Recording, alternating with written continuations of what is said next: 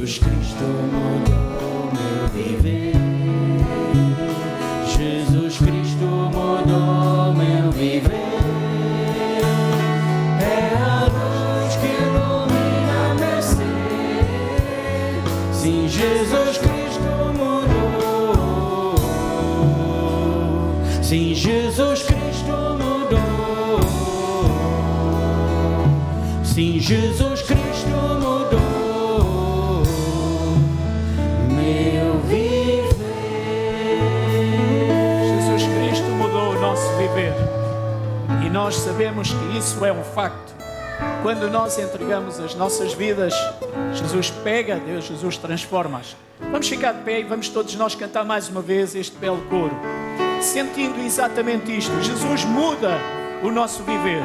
Quando nós entregamos a nossa vida, quando nós entregamos todo o nosso ser, Ele trabalha em nós e Ele muda o nosso viver.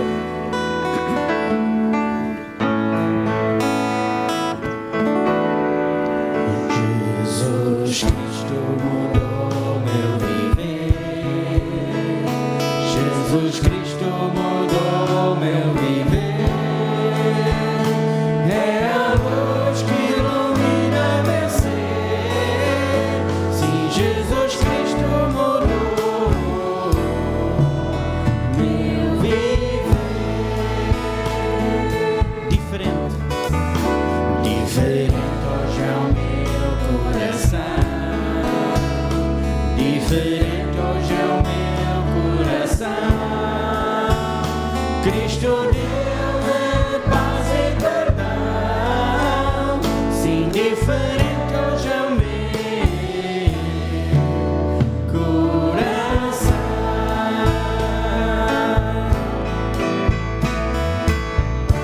O amor só conheci em canções que falavam de ilusões. Tudo agora é diferente. Isto fala a toda a gente, pois Cristo deu-me o seu amor. Jesus Cristo mudou meu viver. Jesus Cristo mudou meu viver. É a luz que ilumina meu ser. Sim, Jesus Cristo mudou. Sim, Jesus Cristo mudou. Sim, Jesus Cristo mudou meu viver.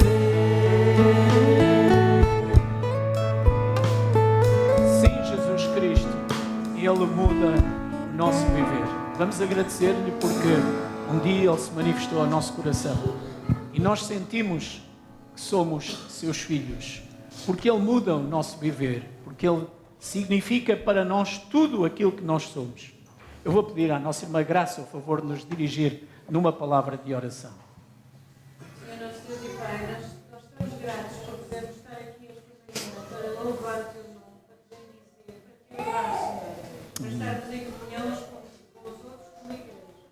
E te agradecemos, Senhor, sobretudo porque Tu mudaste o nosso viver. Mudaste e vais-nos aperfeiçoando dia a dia, Senhor. Amém. Eu peço que tenhamos esta vontade mais e mais crescermos, de aperfeiçoarmos a nossa fé, de estudarmos a Tua Palavra para crescermos, Senhor.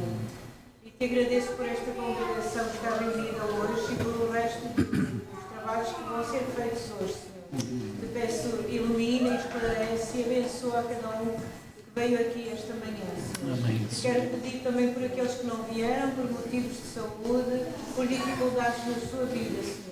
Que em tudo possam sentir o conforto da Tua presença. Amém. Aquela paz que excede todo o entendimento. É o que nós te pedimos e te agradecemos em nome do nosso Senhor Jesus Cristo. Amém. Meus irmãos, vamos olhar o que diz o Salmo número 1, que muitos de nós conhecemos muito bem e que nos chama a atenção exatamente para aquilo que deve ser a nossa relação com o nosso Deus. Salmo número 1. Vamos ler todos em uníssono. Bem-aventurado o varão que não anda segundo o conceito dos ímpios, nem se detém no caminho dos pecadores, nem se assenta na roda dos dos escarnecedores.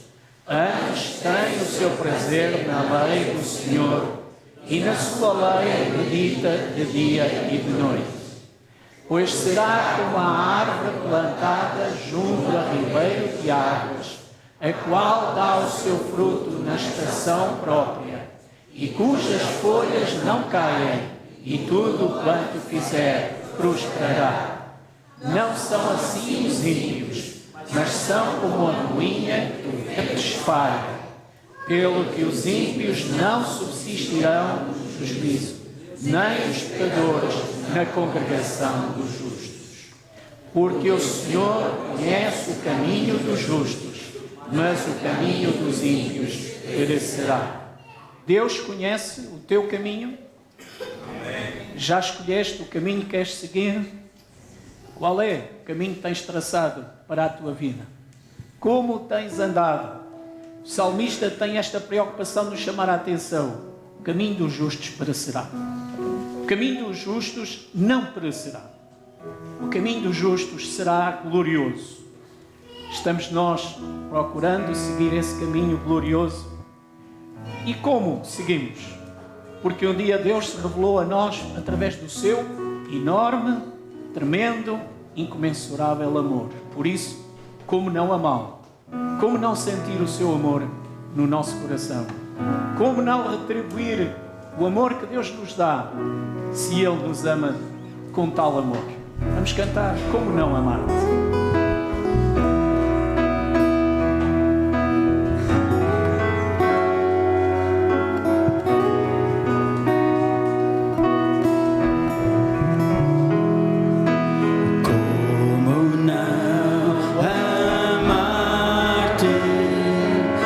Salvador e Deus, como não servir-te a quem serviu na cruz por todos nós? Como não seguir-te? O teu caminho é a vida real.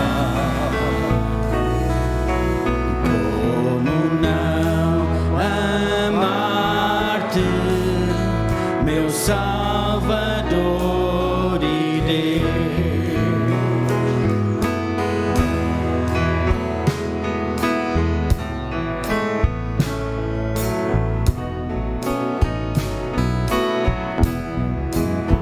Como não, como não.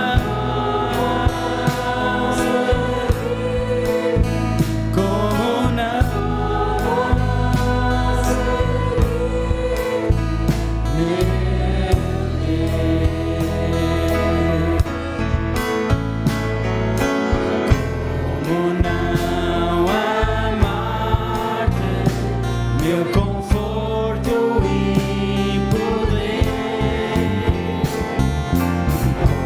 como não servir-te? Tu és real e permaneces fiel. Como não seguir-te e um dia na tua glória entrar?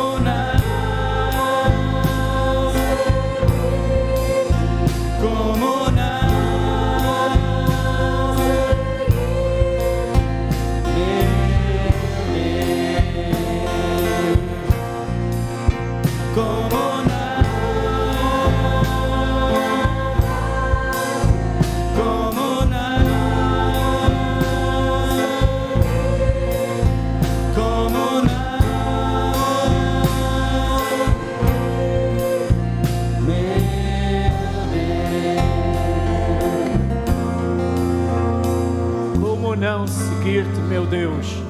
Diz ao teu irmão: Deus te ama. Deus te ama. Deus te ama.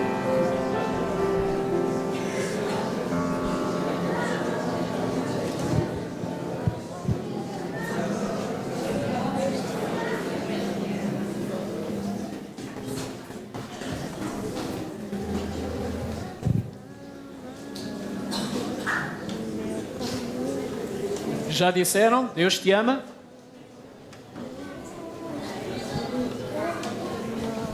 Irmãs porteiras, é favor informar os irmãos que a galeria está sobrelotada. Os irmãos têm lugares cá embaixo. Já disseram ao vosso irmão, Deus te ama? Agora digam-lhe, eu também te amo.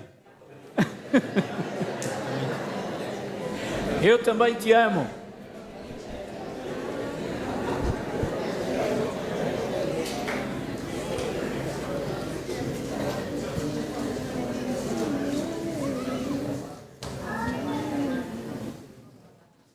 Em Lucas capítulo 15, a partir do verso 11, nós lemos o seguinte. Continuou. Certo homem tinha 2 filhos. O mais moço deles disse ao pai, Pai, dá-me a parte dos bens que me cabe. E ele lhe repartiu os haveres. Passados não muitos dias, o filho mais moço, ajuntando tudo o que era seu, partiu para uma terra distante e lá dissipou todos os seus bens, vivendo dissolutamente. Depois de ter consumido tudo, sobreveio àquele país uma grande fome e ele começou a passar necessidades. Então ele foi e se agregou a um dos cidadãos daquela terra, e este o mandou para os seus campos a guardar porcos. Ali desejava ele fartar-se das alfarrobas que os porcos comiam, mas ninguém lhe dava nada. Então, caindo em si, disse, quantos trabalhadores de meu pai têm pão com fartura, e eu aqui morro de fome. Levantar-me-ei, irei ter com meu pai e direi, Pai, pequei contra o céu e diante de ti, já não sou digno de ser chamado teu filho. Trata-me como um dos teus trabalhadores. E levantando-se, foi para seu pai. Vinha ele ainda longe quando seu pai o avistou e, compadecido dele, correndo, o abraçou e beijou. E o filho disse, Pai, pequei contra o céu e diante de ti, já não sou digno de ser chamado teu filho. O pai, porém, disse aos seus servos, trazei depressa a melhor roupa, vestiu-o, pondo-lhe um anel no dedo e sandálias nos pés. Trazei também e matai o novilho de cevada. Comamos e regozijemo-nos, porque este meu filho estava morto e reviveu, estava perdido e foi achado, e começaram a regozijar-se. Todos nós conhecemos bem este texto, eu acho, parábola do filho pródigo. De facto, nós olhamos e vemos que aquele filho desejou a morte do seu pai, porque só se dividem os bens quando os pais faleciam. E ele, ao fazer este pedido, ele estava a desejar que o pai morresse. O pai deixou isso de lado, repartiu os bens e deixou que o seu filho fosse, e ele foi. E sabem qual foi o caminho que ele escolheu?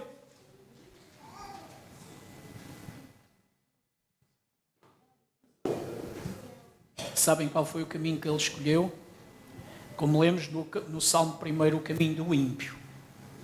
Ele desbaratou tudo, gozou a vida, ficou sem nada, até que veio a fome. E quando ele veio a fome, ele cai em si próprio, olha para dentro de si e diz, desculpa a expressão, que grande burro que eu fui, não é? E ele percebeu que tinha que voltar à casa do pai. E o pai podia ter chegado até ele e dizer-lhe, gastaste o que era teu, agora já está tudo, não temos mais nada para fazer. Mas o que é que o pai fez? O pai foi ao seu encontro, abraçou, recebeu, deu-lhe a melhor roupa, matou o melhor animal que tinha e alegrou-se, porque o seu filho estava morto, mas ele voltou a ter vida. E meus irmãos, nós quantas vezes olhamos para esta parábola e pensamos só nos outros, mas nós temos que pensar também em nós próprios. Quantas vezes nós deixamos o caminho, vamos vivendo as nossas vidas, esquecendo de que nós precisamos de estar bem firmados na rocha, bem, com os pés bem assentes naquele que é a rocha da nossa salvação. Quantas vezes o caminho do mundo é tão atraente e parece tão fácil, mas depois, meus irmãos, depois ele é bem amargo e é bem duro. É esta a vossa experiência? Já vos aconteceu isto na vida? Que em momento algum deixemos de estar com os nossos pés bem firmados na rocha. A rocha que é o nosso Deus, a rocha que veio e que nos deu a salvação.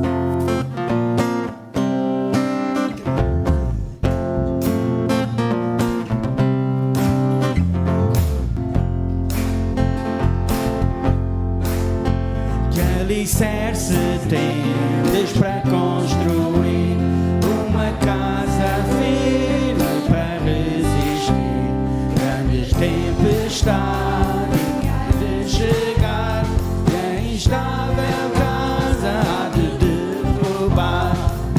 Nossa morada na rocha está, firme e segura ela ficará. Quando o temporal contra ela der, há de resistir e permanecer. Como faz a areia na fundação, fazem nossas obras na salvação. Pois alguém que nelas somente crê no Senhor Jesus ainda não tem fé. Nossa morada na rocha está, firme e segura ela ficará. Quando o temporal contra ela der, há de resistir e permanecer. Os cristãos por onde na rocha creem, pelas obras mostram a fé que têm.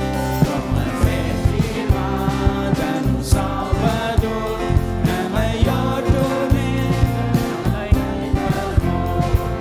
Nossa morada na rocha está, firme e segura ela ficará. Quando o temporal contra ela der, há de resistir e permanecer. Nossa morada na rocha está, firme e segura ela ficará. Quando o temporal contra ela der, há de resistir e permanecer. Muito bem, os meus irmãos podem sentar. Quem é que não conhecia este coro? Pode levantar o braço. Isso, foi inventado há pouco tempo, há alguns 70 anos, mais ou menos. Portanto, os irmãos ainda estão muito atualizados. Nós hoje não vamos ter a participação das nossas crianças, mas elas irão sair para o seu culto infantil. Então, as crianças podem sair neste momento. Enquanto isso, eu vou pedir aos nossos diáconos que possam vir à frente para podermos fazer o levantamento dos nossos dízimos e das nossas ofertas, enquanto cantamos este belo coro, é a tua graça.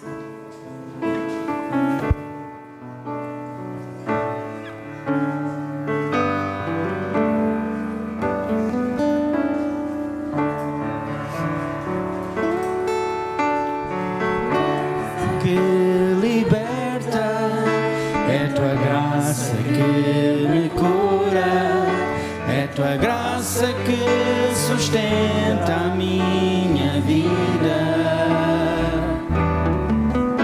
Por teu sangue tenho acesso à tua graça preciosa.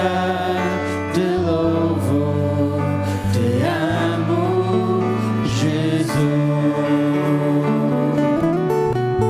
É tua graça que liberta, é tua graça que me cura, é tua graça que sustenta a minha vida. Por teu sangue tenho acesso preciosa, te louvo, te amo, Jesus.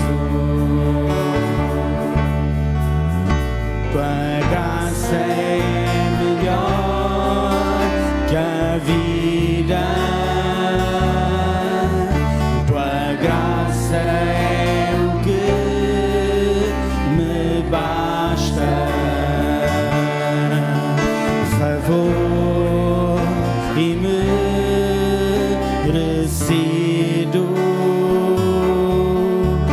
do céu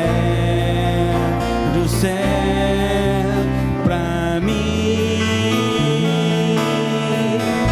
É tua graça que liberta, é tua graça que se cura, é tua graça que sustenta a minha vida.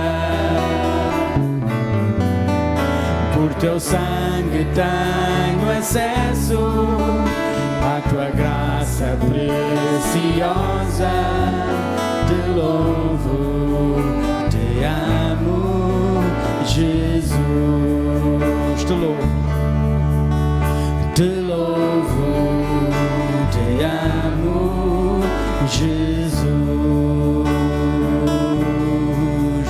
Te louvo, te amo, Jesus. Te louvo, te amo, Jesus. Este deve ser o nosso sentimento neste momento. Eu vou pedir aos meus irmãos que façam um esforço muito grande. Vamos continuar-nos a concentrar no louvor e da adoração que estamos a dar ao nosso Deus. Vamos continuar a concentrar-nos naquilo que a palavra do Senhor tem para nos dizer esta manhã. Nós sabemos que dependemos de Deus, certo? Em tudo dependemos do Senhor, certo? Ele é o Senhor que nos cria, que nos sustenta. E nós precisamos de sentir a sua graça. Precisamos de estar concentrados na sua pessoa. Precisamos de ouvir a sua voz a todo o momento. Como muitas das vezes fazemos, não sei se algum irmão tem necessidade que nós oremos por si. Se quiser que oremos por si, não vamos perguntar os motivos, não vamos perguntar nada. O irmão apenas tem que se levantar neste momento e ficar no seu lugar. Nós queremos orar por si, queremos pedir ao Senhor que esteja consigo. Pedir ao Senhor que o ajude, pedir ao Senhor que oriente a sua vida, pedir ao Senhor que se manifeste ao seu coração, pedir ao Senhor que o cure, se for esse o caso, pedir ao Senhor que o sustente, porque tem necessidade de sentir que Deus precisa de lhe dar o seu sustento, pedir ao Senhor que o ajude no seu relacionamento com sua esposa, com o seu marido, com o seu pai, com o seu filho, pedir ao Senhor que de facto faça sentido na sua vida. Nós queremos orar por si neste momento.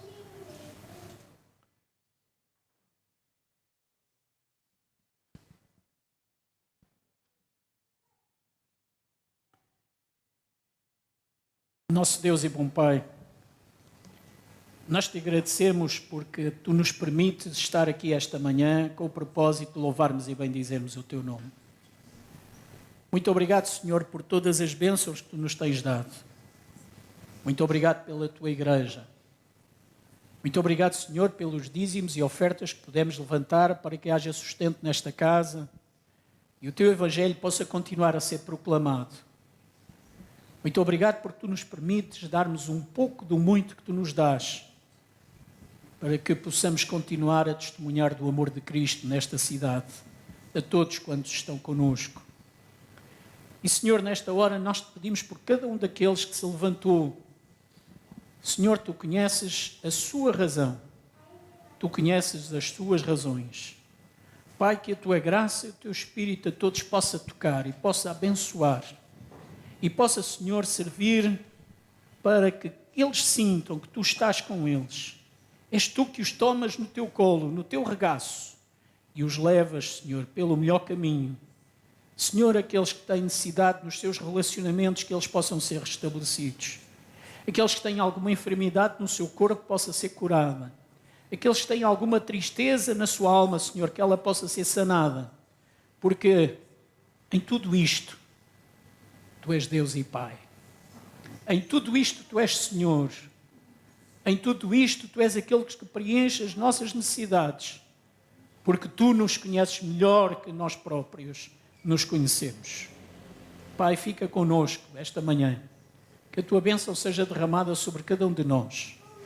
Dá-nos a tua paz e o teu perdão, oramos, em nome do Senhor Jesus. Amém. Os irmãos podem sentar.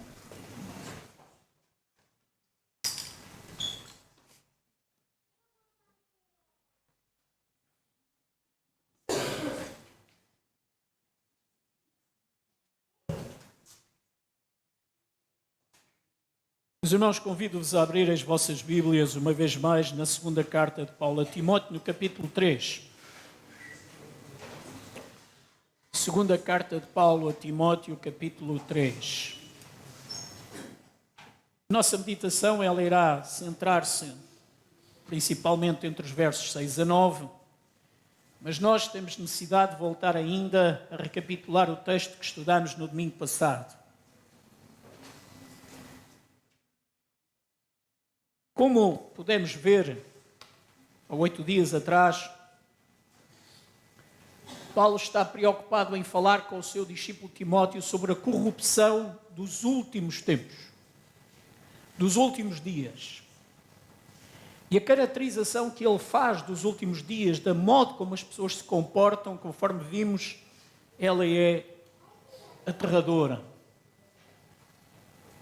É tudo aquilo que é contra Deus. É tudo aquilo que é contra os seus princípios, contra a sua ética e contra a sua moral. E nós olhamos estes versículos com temor e com tremor. Temor porque nós sabemos que eles são verdadeiros. Eles narram a realidade da humanidade. Tremor porque nós sabemos que todos aqueles que recusarem a salvação que há em Cristo Jesus seguirão este tipo de caminho que levará a tudo menos a um sítio bom. Algumas pessoas dizem que nós cristãos falamos sobre estes assuntos porque temos medo da morte.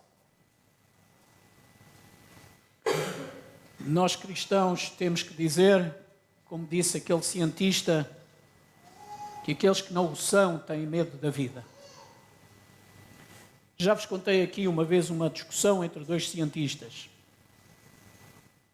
E nessa discussão, depois de muitos argumentos científicos, um virou-se para o cristão, o cientista virou-se para o cristão e disse-lhe: vocês cristãos são um conjunto de pessoas que têm medo do escuro. O cientista cristão, quando tomou a palavra, disse: vocês, descrentes, ditos ateus, são um grupo de pessoas que têm medo da luz. E de facto assim é. E de facto assim é. Nós temos que escolher na nossa vida se queremos a luz ou se queremos a escuridão. Conforme lemos no Salmo 1, alguns preferem a escuridão e por isso são ímpios. Conheci uma pessoa assim. Era um homem de família. Era casado, tinha 2 filhos, era meu familiar. Mas o coração daquele homem era permanentemente virado a tudo o que era mau. Na educação dos seus filhos, principalmente do mais velho, ele tinha o cuidado de lhe dizer que nós temos que ser homens e agir como homens. Volta que não volta, a esposa aparecia espancada e os filhos, quando entravam em casa, não sabia qual era o humor do pai, se estava bem, se estava mal, se iam estar tranquilos ou se, pelo contrário, iam ter problemas sérios. Quando às vezes ele se irritava com o filho, mandava a mulher encher a banheira com água fria e enfiava lá dentro, que era para ele se acalmar. Aquele homem vivia entre 2 coisas: os prazeres da vida e o mal. Como é que ele acabou? Muito simplesmente. num dos suas muitas visitas à roleta do casino, teve uma síncope cardíaca, caiu em cima da roleta e lá ficou. Há sempre um dia em que Deus vem e faz justiça. E a família ficou de tal modo incomodada com tudo aquilo que nem a mulher nem os filhos quiseram ir identificar a pessoa que morreu. Teve que ir um sobrinho. Meus irmãos, aquele homem era um profissional extraordinário. Ele era pintor. Durante algum tempo na sua vida, ele teve uma ideia muito curiosa. Sabem qual foi? Levantar-se às 7 da manhã para ir trabalhar como uma pessoa normal. Sabem o que lhe aconteceu? Ele rapidamente conseguiu juntar para a sua família, ele que não tinha nada, conseguiu juntar para a sua família uma viatura. Conhecem o Mercedes? Comprou um Mercedes. Comprou um andar e comprou uma quinta. Ele resolveu, durante cerca de 2 anos, ser uma pessoa normal e trabalhar na sua área. Agora, como é que ele comprou isto tudo? Pois, foi na mesa do jogo. Porque nunca perdeu o hábito do seu jogo. Mas durante aquele tempo em que ele trabalhou, ele era uma pessoa perfeitamente normal, com quem se podia conversar, dialogar, interagir. Trabalhava e dava trabalho. Só tinha um problema. Como ele gostava de falar baixinho, quando ele falava o prédio todo ouvia, não é? Ele levantava-se, saía de casa às 7 da manhã e ouvia sempre ele a dizer, chamar o filho, Paulo, vamos embora! E todo o prédio acordava porque o homem ia trabalhar, não é? Tirando isso, aquele homem era uma desgraça.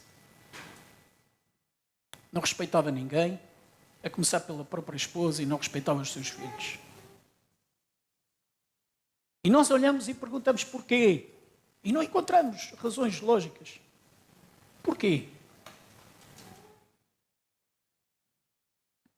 Vamos voltar ao verso 1. Sabe, porém, isto.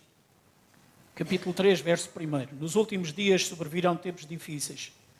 Pois os homens serão egoístas, avarentos, jactanciosos, arrogantes, blasfemadores, desobedientes aos pais, ingratos, irreverentes, desfeiçoados, implacáveis, caluniadores, sem domínio de si, cruéis, inimigos do bem, traidores, atrevidos, enfatuados, mais amigos dos prazeres que amigos de Deus, tendo forma de piedade, negando-lhe, entretanto, o poder.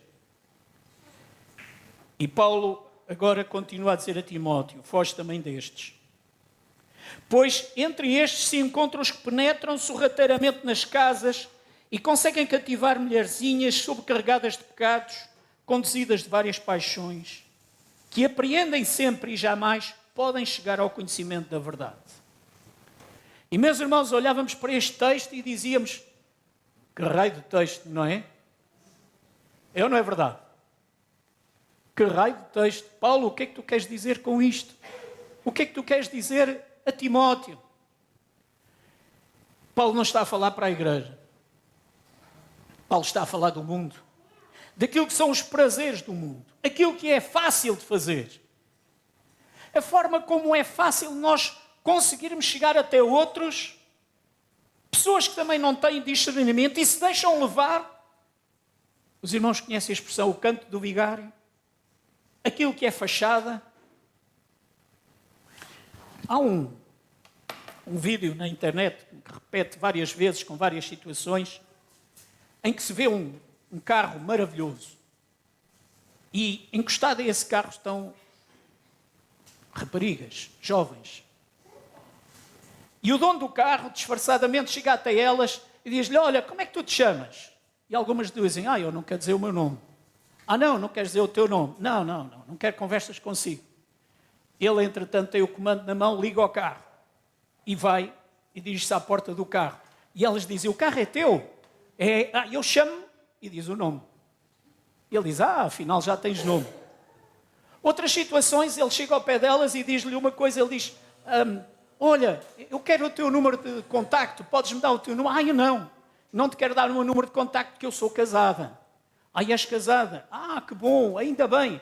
E ele liga ao carro e o carro começa a trabalhar sozinho e elas viram-se para ele, este carro é teu?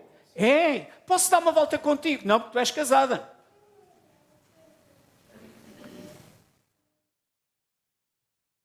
não sei se aquilo é preparado propositadamente ou se aquilo é uma realidade. Mas esta é muita da realidade que nós vemos no mundo. Os interesses daquilo que são, o prazer daquilo que é, para cada uma das pessoas, faz com que a sua ética ou a sua moral desapareçam com um estalar de dedos, porque o que é interessante é apontarmos exatamente para esse prazer. O que é interessante é satisfazer aquele prazer. E, meus irmãos, aquilo que Paulo está a chamar a atenção a Timóteo é para ele se preparar, para ele poder estar preparado, para que na eventualidade de lhe aparecerem estes casos, embora Paulo aponte para o futuro, ele saber o que é que acontece e como deve proceder até no seio da igreja.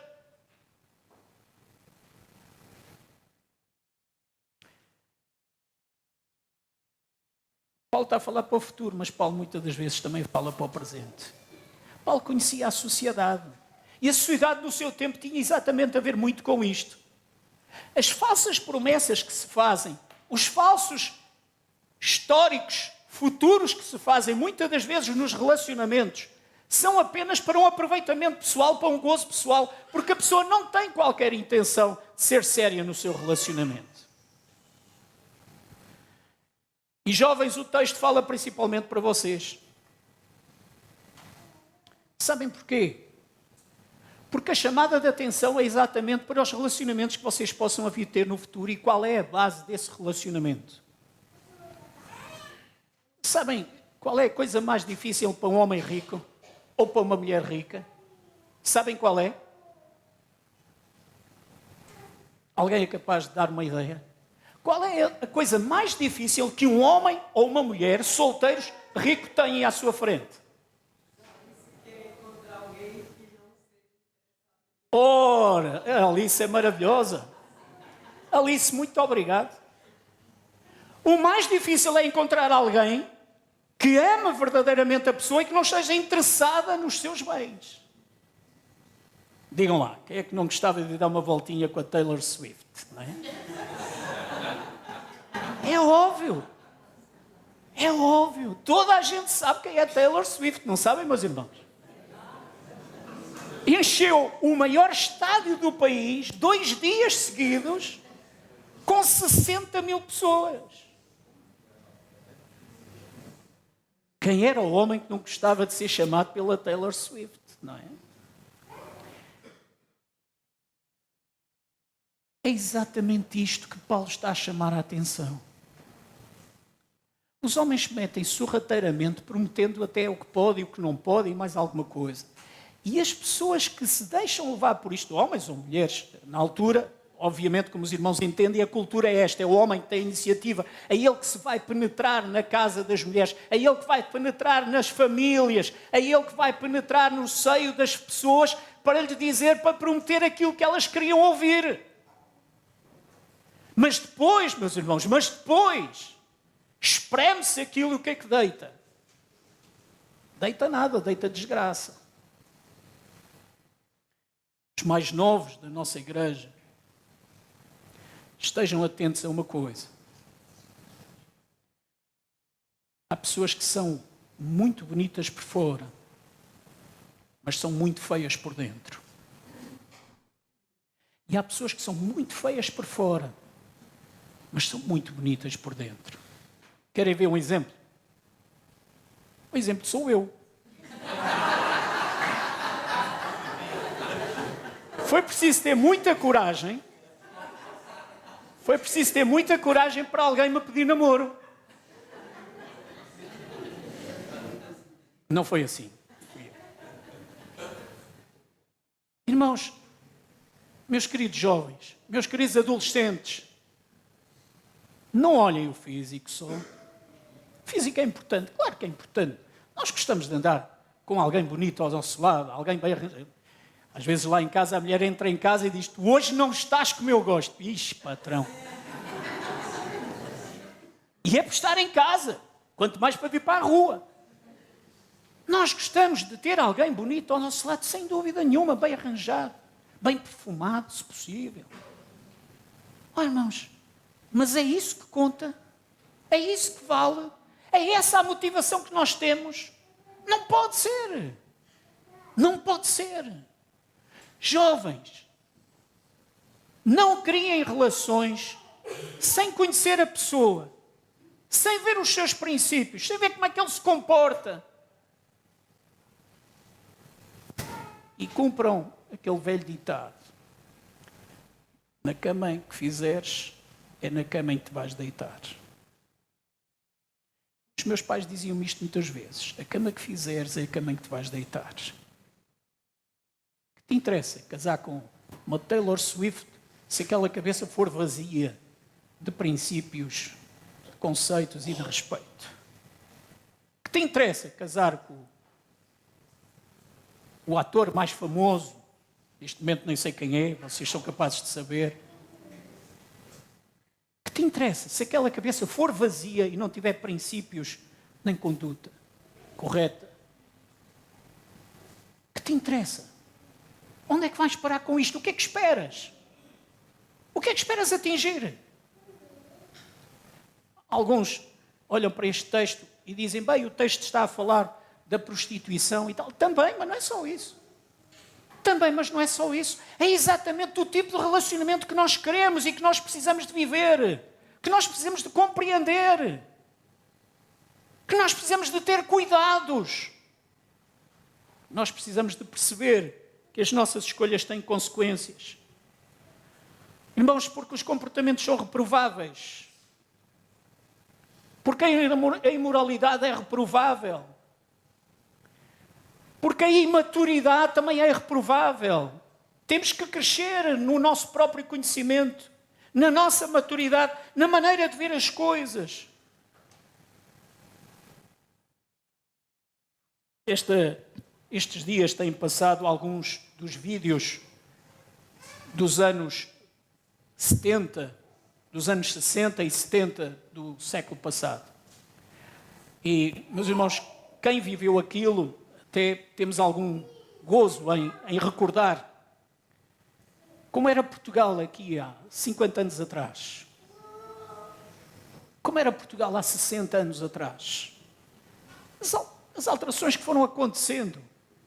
E, se eu me recordo bem, os nossos irmãos ainda mais idosos que eu ainda se recordarão muito melhor. Mas quantas vezes eu ouvi o testemunho dos meus pais dizerem como as pessoas eram tratadas, como as pessoas viviam, como muitos homens resolviam que a mulher não era propriamente uma companheira, mas era um bombo de festa, quando ele estava mal disposto. E como a regra era comer e calar. Como era fácil espancar um filho sem que nada lhe acontecesse. Hoje é muito curioso. Nós hoje dizemos a um filho: tu levas uma estalada. E ele diz: eu vou fazer queixa à polícia. Eles já aprenderam que têm os seus direitos. Podemos nós espancar uma criança? Não. A nossa mulher é bombo de festa só porque o clube perdeu a Taça de Portugal? Também não. Nós hoje aprendemos, nós percebemos que temos a necessidade do respeito próprio, comum, nas duas direções. E houve uma grande evolução nesse aspecto nos últimos anos. Houve. Mas houve muita coisa que ultrapassou todos os limites e todo o bom senso. Hoje as pessoas não calculam bem, muitas das vezes, os seus relacionamentos. E eles pagam-se caros. Porque se vai pelo facilitismo. E isso não é bom. Porque se vai pela aparência. E isso não traz felicidade. Portanto, meus irmãos, sejamos cautelosos naquilo que são os nossos relacionamentos e aqueles que estão à volta de cada um de nós. Verso 8. E do modo porque Janes e Jambres resistiram a Moisés, também estes resistem à verdade. Meus irmãos, estes dois nomes, os irmãos procuram na Bíblia e não o encontram.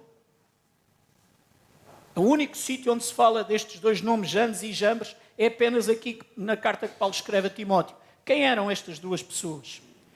Nem mais nem menos do que aqueles que enfrentaram Moisés quando ele esteve diante de Faraó e ele lançou a sua vara, ela transformou-se numa cobra, e estes dois homens também pegam nas suas varas e fazem com que elas se transformem em cobras também. Diz-nos o texto que a cobra, a serpente de Moisés, engoliu as outras duas cobras. Os irmãos lembram-se desse texto? Os irmãos encontram em Êxodo, capítulo 7 e capítulo 8. Estes eram os nomes daqueles homens que Faraó chamou para que eles também fizessem as suas magias. Qual era a diferença? A diferença é que a cobra que sai do cajado de Moisés não era magia. Era o quê? A demonstração da presença de Deus naquele seu servo. E por isso ele engole as outras duas cobras. E muitas das vezes as pessoas estão perante a verdade, estão perante os factos, estão perante aquilo que são os conceitos que nós queremos transmitir pela palavra de Deus, e as pessoas resistem a elas. As pessoas não querem ouvir, porque acham que também são capazes. Sabem qual é o problema, meus irmãos? É quando nós pensamos, eu sou capaz. Eu consigo vencer. Não há nada que me meta medo. Eu consigo ultrapassar todas as barreiras porque eu tenho força suficiente para isso. Sabem quem nos esquecemos? Exatamente que em todos os momentos nós precisamos de estar na dependência de Deus para conseguir vencer tudo aquilo que se deparar perante nós.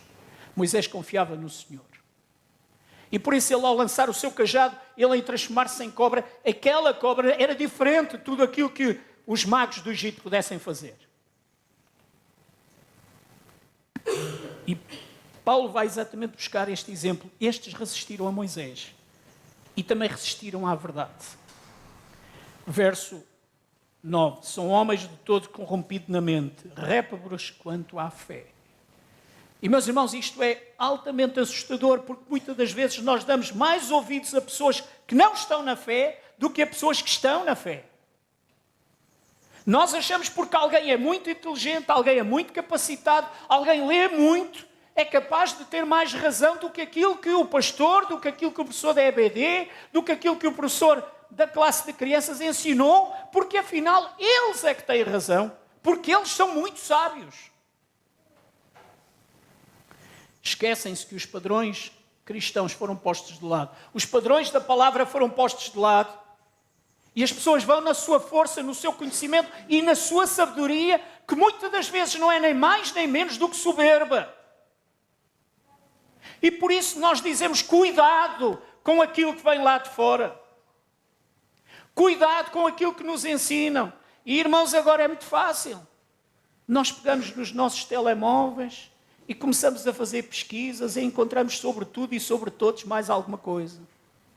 E esquecemos que muito daquilo que está ali é puro e simplesmente lixo.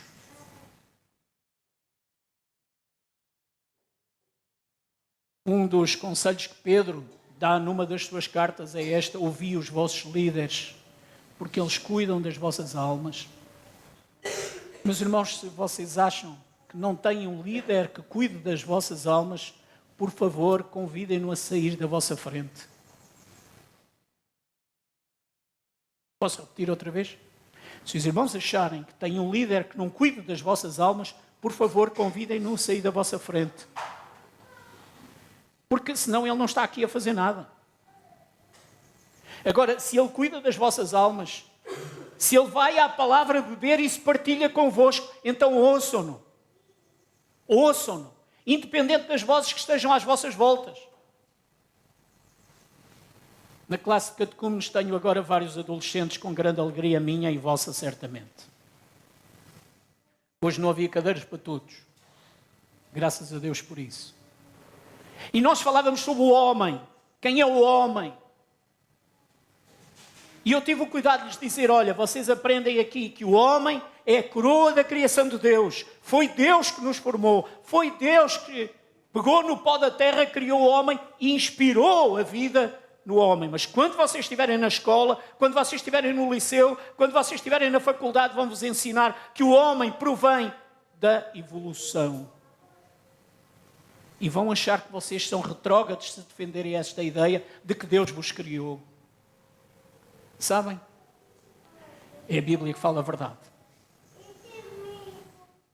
É a Bíblia que diz a verdade. Por muito que nos chamem anjinhos, retrógrados, atrasados mentais, aquilo que vos chamarem, também me chamaram a mim. E se tu ainda acreditas nisso? E depois fazem assim aquela cara como se nós fôssemos marcianos. Tu ainda acreditas nisso? Tu és tão jovem, já tens uma cabeça tão velha. E vão criar confusão nas cabeças das pessoas que estão às suas frentes. Não se deixem iludir. A palavra de Deus é a verdade. Nós somos seres criados por Deus. Ele ama-nos. Ele cuida de nós. É Ele que nos garante a vida. É Ele que nos garante o respirar. É Ele que nos garante o alimento. É Ele que nos garante tudo.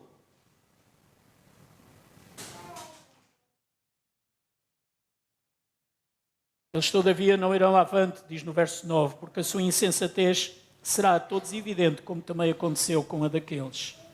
Insensatez é sempre reprovável. Precisamos de ser pessoas de bom senso. E nós encontramos esse bom senso na palavra do nosso Deus. Meus queridos irmãos, esta é uma daquelas lições, esta é uma daquelas meditações que nós, pastores, não gostamos muito de fazer, porque elas são duras para nós próprios e são duras para as nossas congregações. Mas nós precisamos de as fazer, porque elas são chamadas de atenção para todos nós. Desde o mais novo até o mais velho. Homens e mulheres, pessoas de todas as raças, nós precisamos de perceber aquilo que Paulo está a ensinar a Timóteo, que é para nós e é para os nossos dias. E percebermos que o nosso comportamento ético e moral tem que ser segundo os princípios da palavra do Senhor e não segundo aquilo que o mundo nos quer impor. Eu escrevo isso no texto que vos deixo. Jovens, adolescentes, amem a Deus. Amem a sua palavra. Entendam os seus princípios. Não se deixem dominar pelos contactos que muitas das vezes estão à vossa volta, que são absolutamente perniciosos. Não se esqueçam. Sempre seja Deus verdadeiro e todo o homem mentiroso. Sempre seja Deus verdadeiro e todo o homem mentiroso. É o Senhor que quer cuidar de ti. É o Senhor que quer o teu bem e a tua felicidade. É o Senhor que quer que tu sejas um homem e uma mulher realizada. É o Senhor que te leva pelos bons caminhos. É ali que tu podes beber da água límpida, a água que dá vida. É aqui que nós escolhemos isso. Não te deixes distrair. Não te deixes levar por aquilo que te queiram ensinar. Não te deixes contaminar com aquilo que não presta. Não te deixes subjugar àquilo que é a moda. Não deixes, não percas a tua alegria de viveres. Não percas a tua alegria de ser um homem e mulher segundo o coração de Deus. Amém?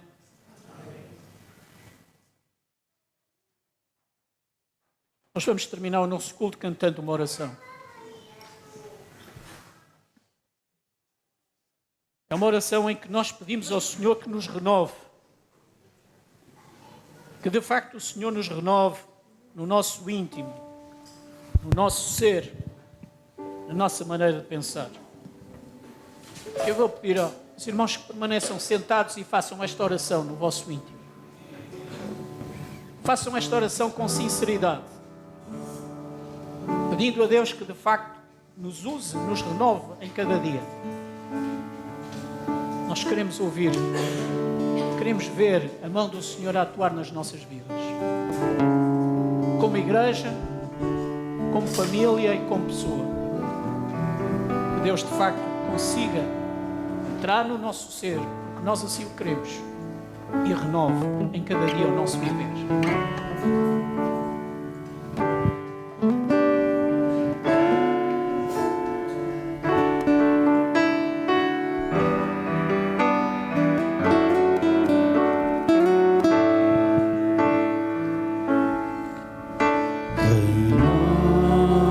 Renova-me, Senhor.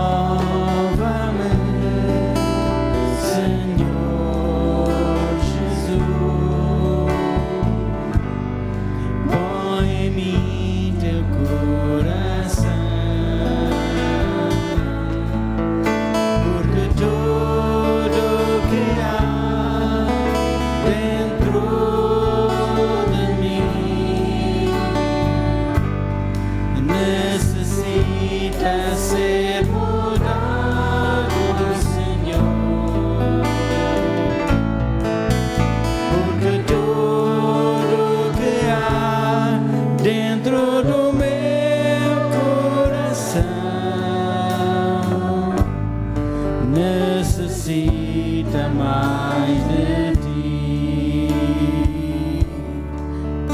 porque tudo que há dentro de mim necessita ser mudado, Senhor, porque tudo que há dentro do meu coração necessita mais de ti,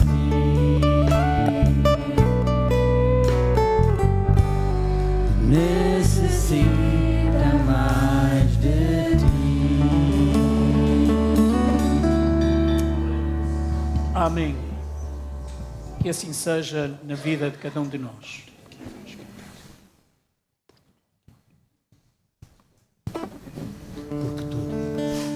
Porque tu